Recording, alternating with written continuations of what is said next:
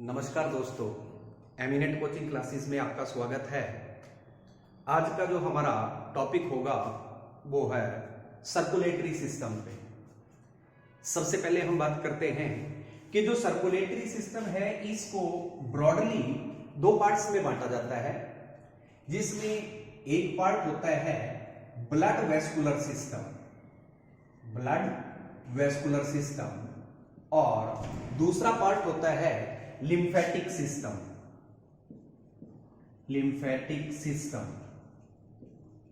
पहले मैं आपको जस्ट एक ग्राफिक रिप्रेजेंटेशन के माध्यम से इसके सारे पार्ट्स बताता हूं। जो ब्लड वेस्कुलर सिस्टम है इसके तीन इंपॉर्टेंट कंपोनेंट्स होते हैं, जिसमें एक आ जाता है ब्लड वेसल्स, और तीसरा जो पार्ट है वो है पंपिंग ऑर्गन कॉल्ड हार्ट।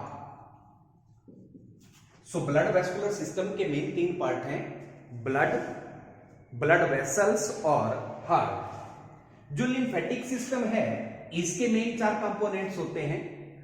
इसमें एक आ जाता है सर्कुलेटरी फ्लूइड जिसका नाम है लिम्फ, एक आ जाती है लिम्फ कैपिलरीज, और एक है lymph vessels, then lymph nodes. तो ये सर्कुलेटरी सिस्टम के मेन पार्ट है।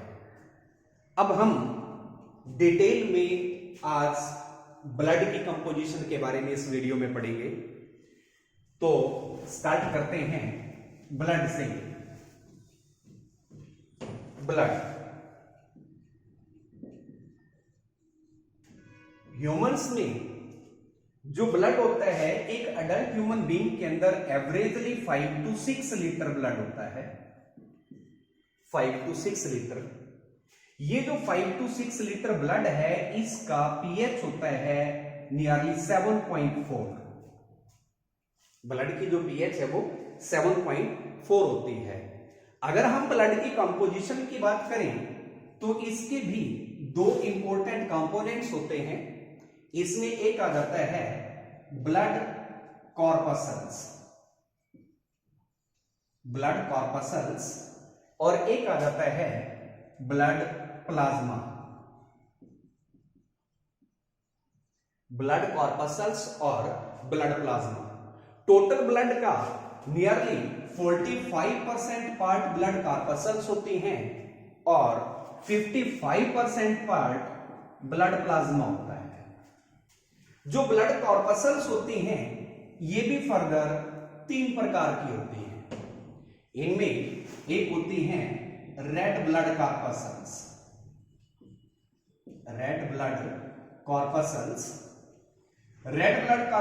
को हम एरिथ्रोसाइट्स भी बोलते हैं। दूसरा है व्हाइट ब्लड कॉर्पसल्स,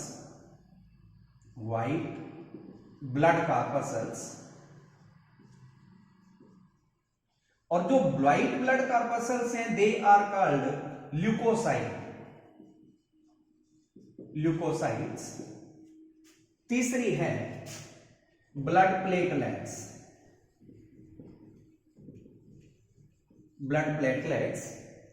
और जो ब्लड प्लेटलेट्स हैं they are also called thrombocytes.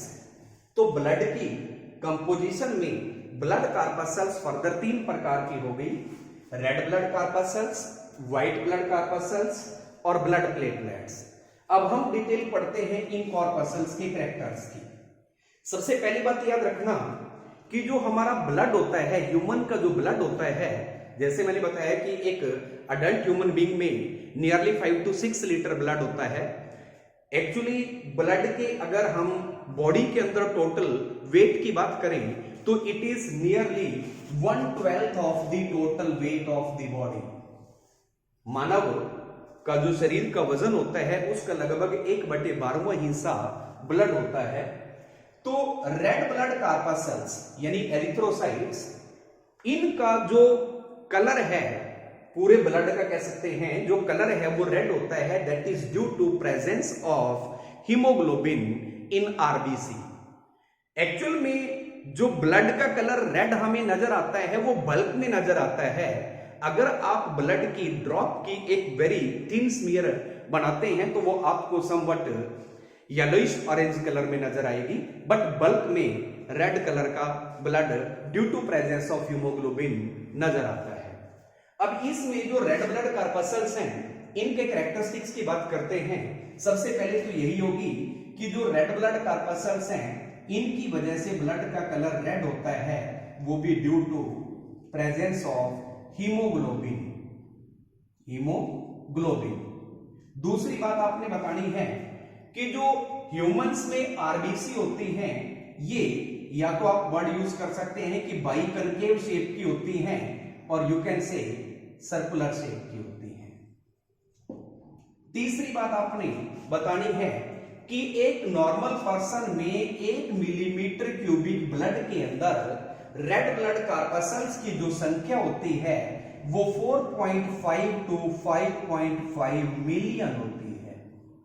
यानी 1 millimetre cubic blood contain nearly 4.5 to 5.5 million RBCs. इसके अलावा जो रेड ब्लड कॉर्पस्कल्स होती हैं इनकी एवरेज जो लाइफ स्पैन होती है वो नियरली 120 डेज होती है। यानी आरबीसी सर्वाइव्स फॉर 120 डेज। इसके अलावा जो रेड ब्लड कॉर्पस्कल्स होती हैं इनमें एक और इंपॉर्टेंट बात आपने याद रखनी है कि न्यूक्लियस प्रेजेंट नहीं होता, यानी आरबीसीज के अंदर न्यूक्लियस एब्सेंट है। आरबीसीज में न्यूक्लियस एब्सेंट होता है। इसके अलावा जो रेड ब्लड कॉर्पस्कल्स होती हैं इनका जो सबसे इंपॉर्टेंट फंक्शन होता है वो होता है exchange of CO2 and O2। यानी कहने का अर्थ है कि ये गैसियस एक्सचेंज में सबसे इंपॉर्टेंट रोल प्ले करती है। एक और बात, जो रेड ब्लड कॉर्पस्कल्स हैं इनकी फॉर्मेशन, अगर तो एम्ब्रियोनिक डेवलपमेंटल फेज की हम बात करें कि जब बच्चा एम्ब्रियोनिक डेवलपमेंटल फेज में होता है तो उस दौरान रेड ब्लड कॉर्पस्कल्स की जो फॉर्मेशन होती है वो लिवर सेल्स में होती है। अडल्ट्स के अंदर जो रेड ब्लड कॉर्पस्कल्स की फॉर्मेशन है that takes place inside the bone marrow. यानी वैसे तो तीनों प्रकार की जो ब्लड कॉर्पस्कल्स होती हैं उनकी फॉर्मेशन बोन मैरो में ही होती है, तो ऑब्वियसली कि आरबीसी की फॉर्मेशन भी बोन मैरो में होती है। तो रेड ब्लड कॉर्पस्कल्स की ये इंपॉर्टेंट कैरेक्टरिस्टिक्स हैं कि they are red due to presence of haemoglobin, biconcave और circular in shape, 1 millimetre cubic blood contain nearly 4.5 to 5.5 million RBCs, then life span होगी 120 डेज, इनमें न्यूक्लियस प्रेजेंट नहीं होता। इसके अलावा ये सबसे इंपॉर्टेंट रोल जो प्ले करती हैं वो गैसियस एक्सचेंज में करती हैं और फॉर्मेशन इनकी बोन मैरो में होती है। अब हम बात करते हैं व्हाइट ब्लड कॉर्पस्कल्स की। सबसे पहली बात कि जो व्हाइट ब्लड कॉर्पस्कल्स होती हैं इनका कलर नहीं होता, यानी कलरलेस होती है। दूसरी बात, इनकी एक पर्टिकुलर शेप नहीं होती, कहने का मतलब वेरियस शेप्स में होती हैं। साथ के साथ आप एक और वर्ड यूज कर सकते हैं कि they can change their shape. तीसरी बात, जो व्हाइट ब्लड कॉर्पस्कल्स होती हैं इनमें न्यूक्लियस प्रेजेंट होता है। व्हाइट ब्लड कॉर्पस्कल्स में न्यूक्लियस प्रेजेंट होता है। इसके अलावा 1 मिलीमीटर क्यूबिक ब्लड में WBC की जो संख्या होती है वो एवरेजली 5000 to 11000 होती है और मिनिमम रेशो या प्रोपोर्शनेट रेशो में हम 7000 शो करते हैं। तो इसका मतलब 1 मिलीमीटर क्यूबिक ब्लड के अंदर WBC की संख्या 5000 से 11000 के बीच में होती है।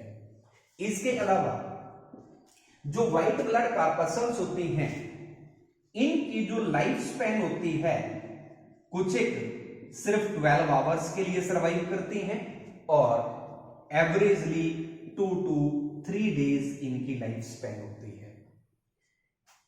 जो व्हाइट ब्लड कॉर्पस्कल्स होती हैं, इनकी फॉर्मेशन भी बोन मैरो में ही होती है। फॉर्मेशन बोन मैरो में ही होती है। इसके अलावा इनका जो सबसे इंपॉर्टेंट फंक्शन है, इनका सबसे इंपॉर्टेंट फंक्शन जो है वो हमारे शरीर की डिफेंस के लिए है, यानी ये अपनी बॉडीज के लिए एंटीबॉडीज प्रोड्यूस करती हैं। तो ऑब्वियसली कि फंक्शन इनका डिफेंस में हो गया कि शरीर की विभिन्न प्रकार की डिजीजेस से प्रोटेक्शन करते हैं। ये इनका इंपॉर्टेंट फंक्शन है। दूसरी बात, जो WBC होती हैं, इनको भी ब्रॉडली हम 2 क्लासेस में बांट देते हैं। व्हाइट ब्लड कॉर्पस्कल्स के 2 ब्रॉड क्लासेस होते हैं और उन 2 ब्रॉड क्लासेस में क्या आ जाता है, एक तो इनमें आ जाती है ए ग्रेनुलोसाइट।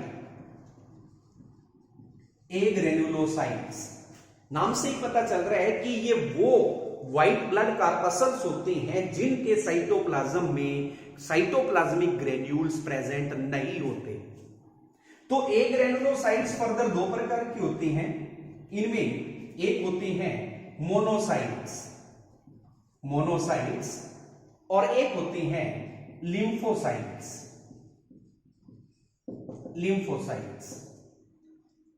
जबकि दूसरी है ग्रेनुलोसाइट। और जो ग्रेनुलोसाइट्स होती हैं, इनका साइटोप्लाज्म ग्रेनुलेटेड होता है, इसीलिए इनको ये नाम दिया। But granulocytes are further of 3 kinds. ये भी 3 प्रकार की होती हैं। इनमें एक होती हैं बेसोफिल्स, एक होती हैं इयोसिनोफिल्स और एक होती हैं neutrophils. Basophils, eosinophils and neutrophils. अब बात आती है इनकी शेप की। एक्चुअली जो मोनोसाइट्स होती हैं, ये वो WBC हैं या वो ग्रेनुलेटेड WBC हैं जिनमें न्यूक्लियस काफी एनलार्ज होता है और साइटोप्लाज्म की जो अमाउंट है कंपैरेटिव टू न्यूक्लियस साइज काफी छोटी है। जबकि जो लिम्फोसाइट्स होती हैं, उनमें न्यूक्लियस का साइज मोनोसाइट से थोड़ा छोटा होता है but contain copious amount of dense cytoplasmic matrix in that. जो बेसोफिल्स होती हैं, ये वो ग्रेनुलोसाइट हैं जिनका न्यूक्लियस समवट एस शेप्ड होता है बट ग्रेनुलेटेड, यानी न्यूक्लियस एस शेप्ड है लेकिन इनका जो साइटोप्लाज्म है वो समवट ग्रेनुलेटेड होता है। इयोसिनोफिल्स में जो न्यूक्लियस होता है वो somewhat bilobe like that of headphones इस शेप में होता है, जबकि साइटोप्लाज्म इनका भी ग्रेनुलेटेड ही होता है। और तीसरी जो टाइप है ग्रेनुलोसाइट की वो है न्यूट्रोफिल्स।